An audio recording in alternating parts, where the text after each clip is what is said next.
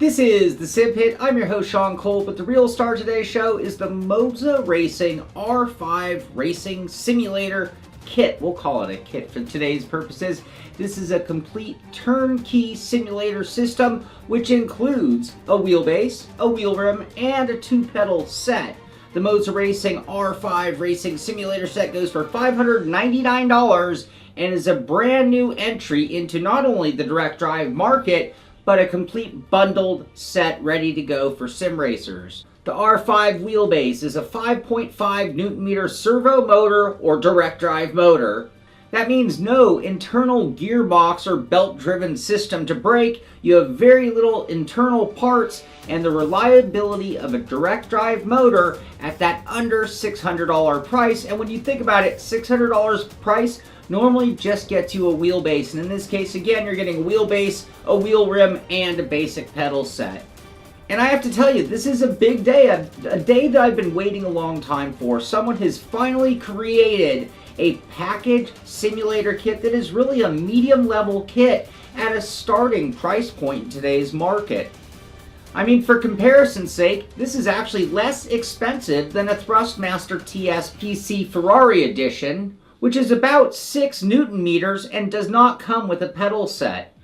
Or on the flip side, this is about $150 more than a T300 base, which is belt driven and delivers about 4 Newton meters.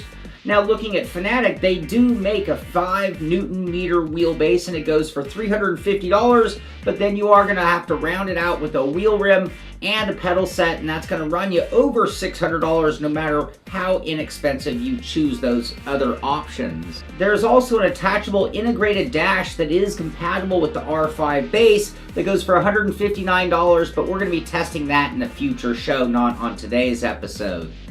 Let's go ahead and take a closer look at the Moza Racing R5 Racing Simulator Kit, starting with the fact that it all comes in one box, really nicely packaged. The first thing you come across is the steering wheel itself.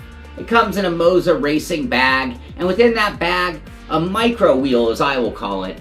It is an 11-inch or 280mm flat-bottomed or D-shaped wheel rim that has a real leather covering on it. It's a heavy and sturdy feeling wheel rim that weighs in at about 1,531 grams. The leather is stitched in black and has a white top stripe. The wheel rim has a slight ergonomic shape beyond the D shape or flat bottom, but also has tapered thumb grooves for comfort, and at the 9 and 3 positions, it also has a little thumb resting point above the tri-spoke. The wheel rim is slightly ovaled, coming in somewhere between 1 1/8 to about 1 3/8 wide depending on where you measure. The center portion of the rim, or the tri-spoke, is covered in a metal plate with a plastic backing. There are some cool trim lines or accents, as well as a Moza Racing center badge. Within and surrounding the tri-spoke is the plentiful amount of buttons to be mapped. In total, there are 24 mappable buttons when we include the paddle shifters as well. The buttons are the hard plastic type buttons found on most controllers and come labeled with a combination of racing and gaming titles. This includes a typical to a controller up down left right cross on the left center, as well as the YBXA pattern on the right. There is a good combination of small buttons, large buttons, round and square ones that will help you remember their in-game functions. At the top of the tri-spoke is a very small rev strip, or you could call them shift lights. On the back side of the wheel rim, we see the plastic back cover of the wheel along with the aluminum 10-bearing NRG style quick release in black with a white Moza logo on it. Also on the back side of the wheel rim are the paddle shifters. They're made of metal and are a pretty good size and shape. Their overall length is about 4 3/8 inches or 11 centimeters long. The next thing you'll find in the box is the power supply itself, which I will say is one of the smaller power supplies that I've seen in a long time because I've been reviewing so many heavyweight direct drive wheels, and it is listed at only 96 watts and measures in at about 7 inches long by about 3 inches wide and 1.5 inches thick. After removing the upper divider from the box, we can actually expose and then pull out the wheelbase itself. Like the wheel, it comes in a Moza Racing bag. The base very much resembles the larger R9 wheelbase in its overall shape, it's just smaller. The main body of the R5 base is black anodized aluminum in a boxy X shape with some cooling fin looking ridges running down the sides and top. Along the bottom of both sides of the base are Moza Racing logos in white and a little small Moza logo curved along the top front. At the center of the front is the large shaft covered with an aluminum sleeve and the 10-ball bearing wheel side of the quick release. At the center of the quick release is the wiring connection tabs for the wireless wheel rim connection, and on the back side of the base is an engraved Moza Racing label at the top and the connection points for the base, which include the pedals, the Moza dash, USB to the computer, the power plug, and a power button. On the top side of the base, if you look very carefully, are two tiny threaded holes for the Moza dash, and on the bottom of the base are the 4 mounting holes that are threaded for M6 hardware and are spaced at 3 1/8 inches or 80 millimeters wide and 1 5/8 inches or 42 millimeters front to back. The Moza R5 base is a smaller base when it comes to direct drive motors, and it comes in at only 6 inches or 152 millimeters wide by 5 inches or 127 millimeters tall, and about 4.5 inches or 114 millimeters front to back, with the shaft sticking out another 2.5 inches or 64 millimeters, taking the total length without the wheel to 7 inches or 178 millimeters total. Also included with the R5 Sim kit is a desk clamp mount. It just bolts right to the base, and it will double clamp to any desk surface up to 2 3/4 inches or 70 millimeters thick. And then hidden at the bottom of the box, and very much to my surprise, was a 2-pedal set. So you have a gas and throttle pedal connected to the heel plate.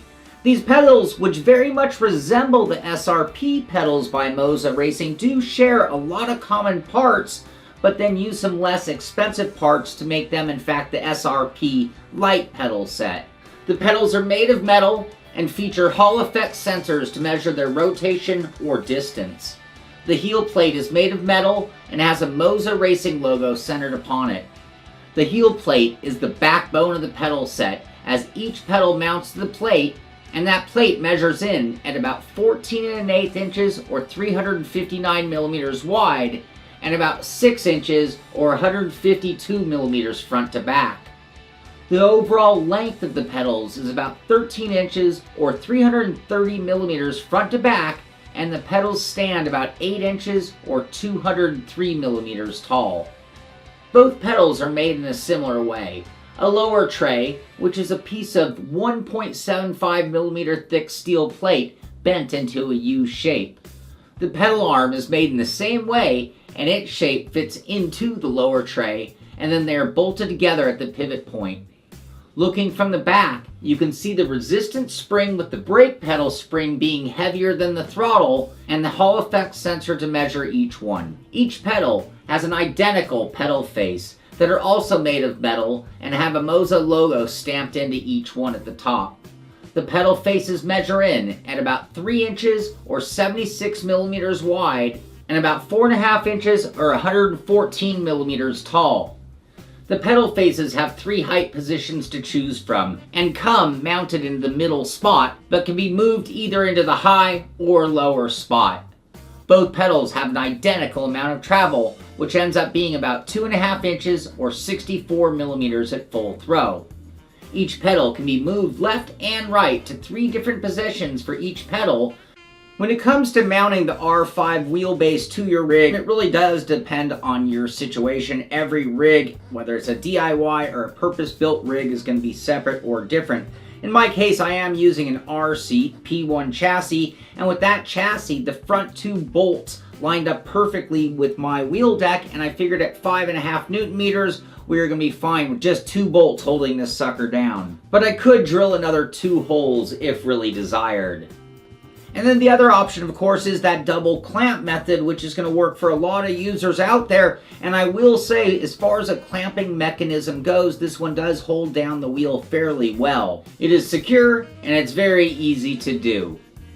On the pedal side of things, I once again had 2 holes that did line up with the pedal tray on my RC P1 chassis. So the front 2 holes, I was able to just put bolts right in, including the spacers that were supplied by Moza to go with the pedals.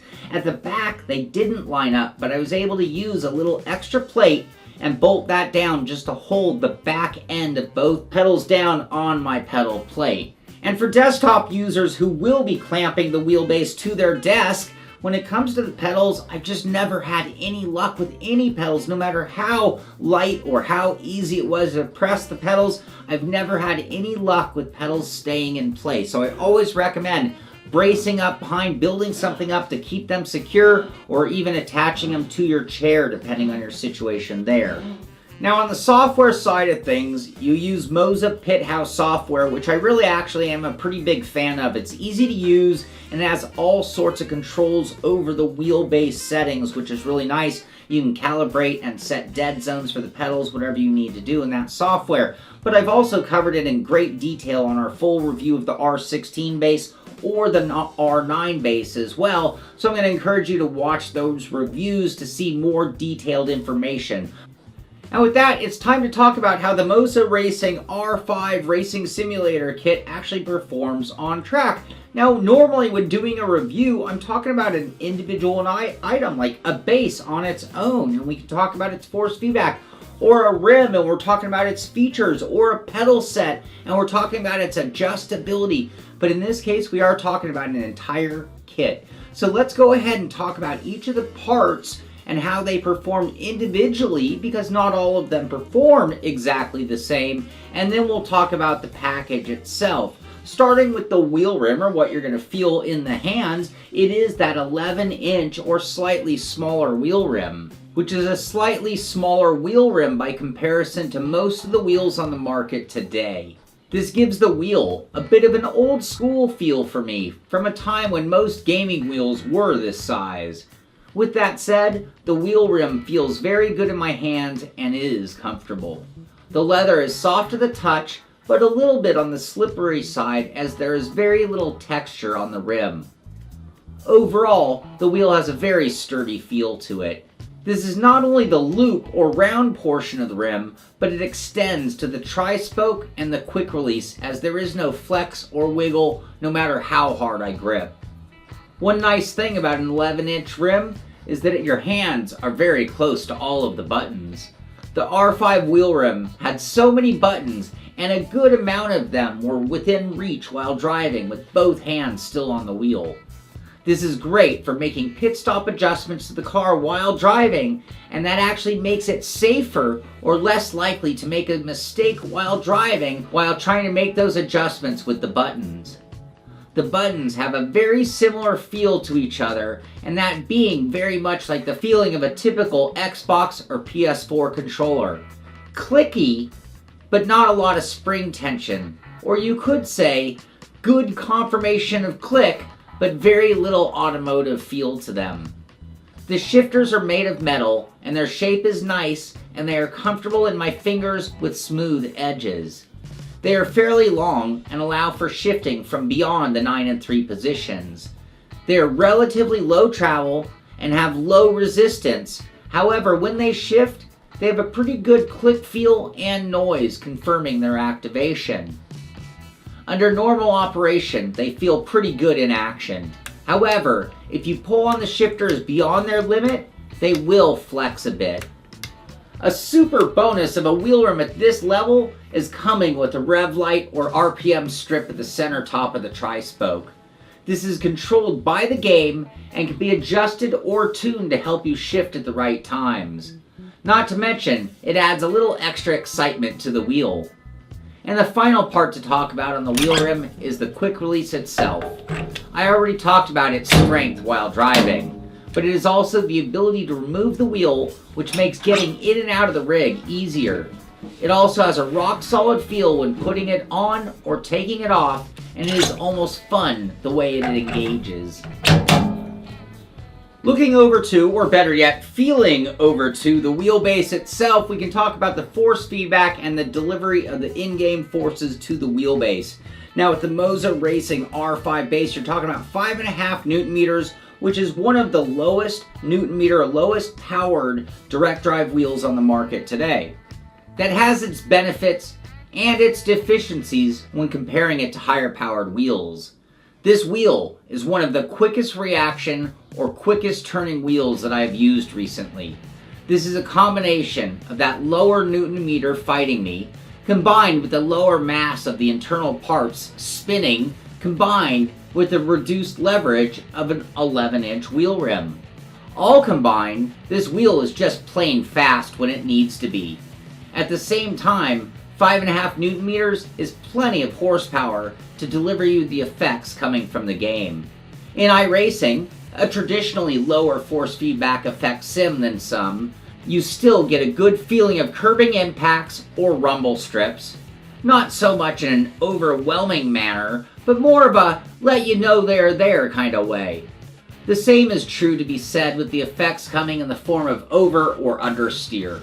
The wheel is producing those effects and allowing you to counter them with steering and throttle or braking changes, but the effects aren't so strong as to be overwhelming.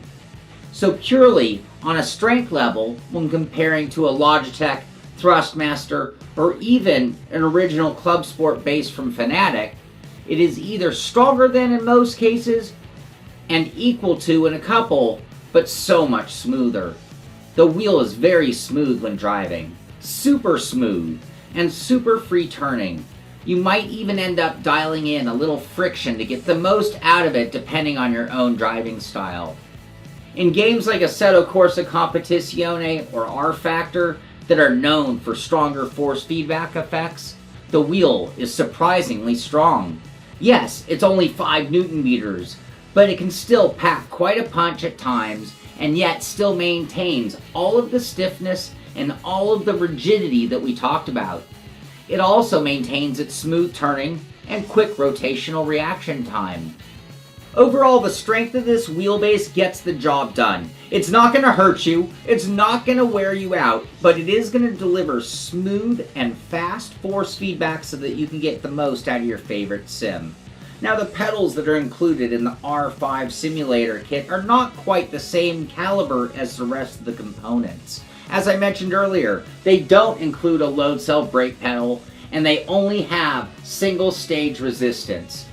This basic setup seems much better matched with an old school plastic wheel than matched with this beautiful direct drive motor. On the other hand, they do seem to get the job done.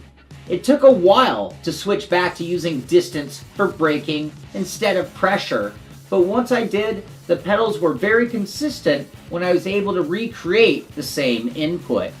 Let's face it, to throttle pedal, this one can hold its own against any out there. It has a fair amount of travel, a good amount of resistance, and it moves freely and feels sturdy. And that is pretty much what I need from a gas pedal. But the only difference in feeling between the gas and the brake is a slightly stronger spring on the brake. That is where these pedals just come off as basic. Now with that said, as a 2-pedal set, they have a very wide spacing. This is adjustable, but I left it at the default and it reminded me of my old go-karting setup, which is super comfortable for 2-foot driving. 1 foot on the gas and 1 foot on the brake. Again, coming from higher end equipment, there was a learning curve to be able to get used to the pedals, but once I did, and combined with this wheel, this overall setup became a great racing setup and one that I would recommend to people getting into this sport for real. Now with this being a potential starter set for many sim racers out there, they might not have a rig that they're mounting this to. So I did do a little bit of testing with the desktop or the more conventional mount, and I did just throw the pedals on the ground to see what they were like. I found the desk clamp to do a very good job of keeping the wheel held on nicely, and also it added the ability to put the wheel away or take it off my desk when not using it. The pedals worked well also, and being so light, they are easy to just drop down and use, but I did find the springs in them to be too strong and the pedals kept moving. Again, I highly recommend bracing the pedals from behind or securing them somehow, and then it will be one of the best desktop setups one could use. Well, that pretty much tells you everything that you need to know about the Moza Racing R5 Racing Simulator Kit, as I like to call it. But let's go ahead and make things very clear. We'll summarize our thoughts, or at least point out the most important aspects with the good, the not so good, and the bottom line. Starting off with the good, that being a great package for the price. Smooth turning. Rigid wheel rim. No flex, no wiggles, no twisting. Rigid quick release. No flex there either. Plenty of mappable buttons. Leather rim. Good force feedback. Built-in rev strip. Desk or rig mount. Moza software. Easy to use, good control. Wireless wheel rim. No wraparound cable. Small wheelbase. Available integrated dash. And now on to the not so good. Starting with, it really isn't as much power as most of the other direct drive wheels on the market. Small wheel rim. 11 inches, 280 millimeters. Proprietary wheel rims. Only 2 to choose from so far. Mounting pattern, not standard, 4 bolts. Wheel rim, a little slippery. Very basic pedals. And now on to the bottom line, and I think the most important thing to think about is, who is this setup really intended for? At this price point, it is just expensive enough that it is not for somebody who's just tiptoeing, just putting a foot into the shallow end to test the water. This is somebody who knows they're going to take sim racing seriously, and they want to get a good setup that's going to last them a long time right out of the gate, and they don't want to have to start replacing gear immediately. It's not the most upgradable setup with its proprietary wheel. The pedals could be the best spot to upgrade, but it'll be an all for one, one for all when it comes to the wheel and base. And as I mentioned in the not so good list, and just there, we're talking about proprietary wheel rims. So the Moza ecosystem is the Moza ecosystem, but with the R5 base, you have a sub ecosystem where it's only using this wheel rim and the other wheel rim that is now available on their website that I haven't seen yet. And when I say great price, I do mean a great price for the wheelbase, a great price for a pretty cool wheel rim that comes with a built-in rev strip and a totally legit quick release, and then you get the bonus set of pedals. So a great price for the entire kit across the board. And like I said earlier in the review, this is a mostly made of metal direct drive wheelbase that's coming in at a price point that is basically what we're accustomed to paying for a plastic belt or gear driven wheel system. Now the pedals, they are kind of basic. It's almost like they were just thrown in to get you going and give you a complete kit, and I do appreciate that. And they do have the available clutch for those who just have to have a clutch pedal on their pedal set. But to be honest with you, I would probably save my money there and go ahead and save up for a better set of pedals, because again, matched with this wheel and wheelbase, it's going to be a pretty good kit with an upgraded pedal set. And on the not so good list, I did mention low Newton meters, or low force feedback or horsepower when you're talking direct drive wheels. Comparing it to the other direct drive on the market, this is low horse feedback. But before you get too carried away on the concept of Newton meters, you really do have to think bigger isn't always better. So you really are getting a wheel that is at the budget that you can afford, and you only need enough power to match the level that you want your force feedback to be at. You don't need 30 Newton meters to race most cars in sim racing, and I do find that 5.5 actually gets the job done fairly well. Before we bring this to a close, I do have to mention just one more time, and I've mentioned this in other previous reviews. It seems almost obvious to me that Moza Racing is targeting Fanatec. I mean, Fanatec is the leader when it comes to sim racing products in the world right now. So why not emulate the leader if you're going to come into the market? They've come in with wheelbases and wheel rims and pedals at almost every price point, every Newton meter to match the Fanatec lineup. and in many cases they're undercutting them just slightly. In the case of this comparison, you've got the Fanatec Gran Turismo DD Pro, which is $700, 5 Newton meters, and comes with kind of a lame quick release and about the same level pedals, but those are sold out. Then you've got the CSL DD wheelbase for $350, also sold out. You've got the CSL Elite McLaren rim for $200, plus the CSL pedals for $80, which if you could get them all in stock, you're looking at $630 for the very comparable setup, maybe a little bit superior quick release, maybe an easier ecosystem with the Fanatec lineup, but it might come down to availability in your region. So I think that tells you everything that you need to know about the Moza R5 Racing Simulator kit. If you need more information, you can check it out at mozaracing.com yourself. And of course, be sure to thumbs up this show if you like what we've done. Be sure to subscribe to the channel so you can find out when our next review comes out. And most of all, thank you for watching. This is the Simpit. I'm Shaun Cole, and I'll see you on the track.